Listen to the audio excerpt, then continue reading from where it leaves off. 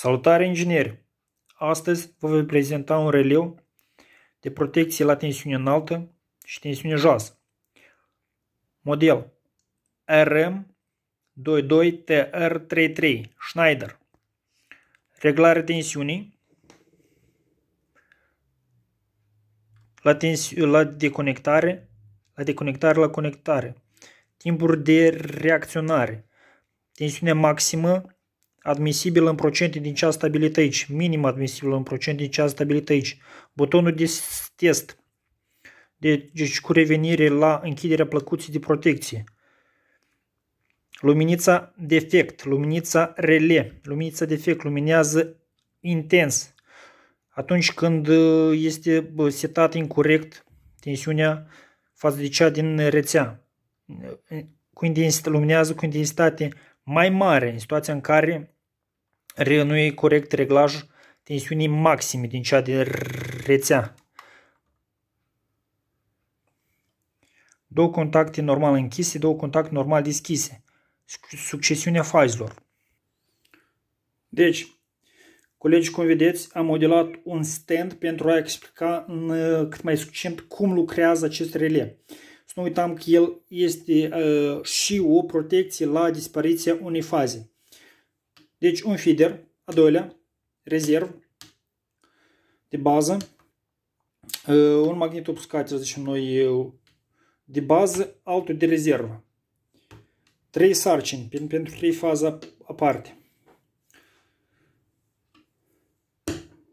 Haideți să vedem la conectarea fazelor, la conectarea rezervii și cum se comportă în situația dispariției unei din faze. Vedem că a reacționat și a trecut la cel de rezervă.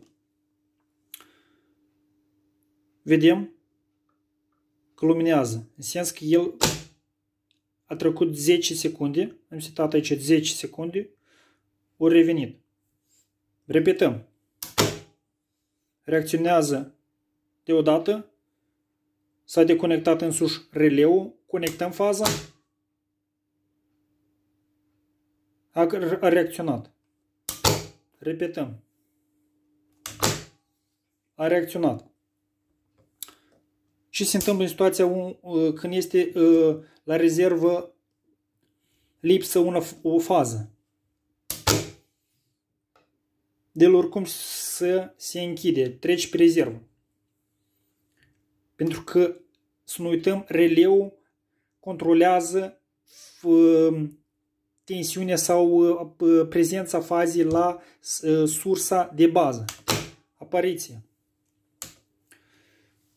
Să vă arăt ce se întâmplă când este reglată incorect.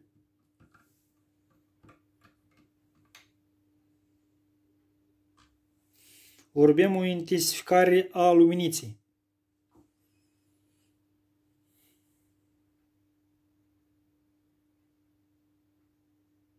Nu știu dacă se focusează.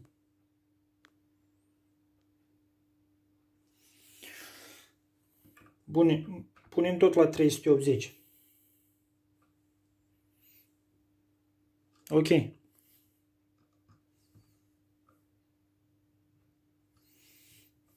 Are nevoie de deconectare pentru a percepe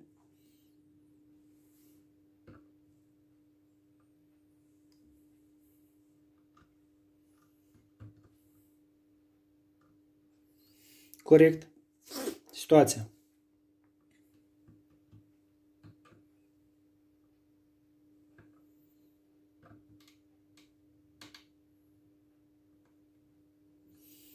Ok.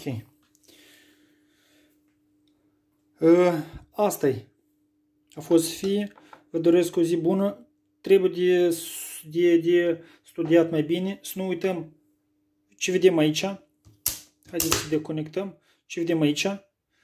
Deci 3 faze. Controlul este luat după automete. Un contact normal deschis luat pentru magnetul puscatelul de bază. Se alimentează cum să-i spunem, bobina de alimentare a lui și normal deschis, normal închis, acele de rezervă. Totul este simplu, totul este accesibil. Releul dat se poate folosi în mai multe scopuri, doar că trebuie de văzut și de simulat. Eu la toți recomand simularea diferitor situații înainte de a pune în lucru. Dacă însuși releul sau aparatul de protecție este nou pentru noi. Vă doresc o zi bună, Doamne ajute, sănătate!